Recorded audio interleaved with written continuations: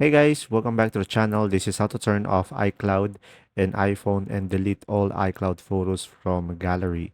So first thing, just simply go through the settings. Now here on your settings, just simply select your profile at the top and just simply go for the iCloud over here. And after that, you should be able to see here your iCloud data. And just simply go for the photos over here and just simply turn off this one, sync this iPhone, and make sure to turn it off. And now, once you have turned it off, in order for you to delete all iCloud photos from the gallery, just simply go to your Safari. Now, just simply go to iCloud.com and select sign in. Just simply sign in into your account. Once you are signed in, just simply scroll down and should be able to see here photos. And from here, you should be able to see all of your photos. And currently, I don't have one. If you do, just simply select it.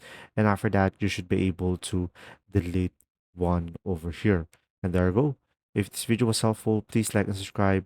And from here, just simply select all of your photos and you can just simply delete them. If this video was helpful, please like and subscribe. And thanks for watching.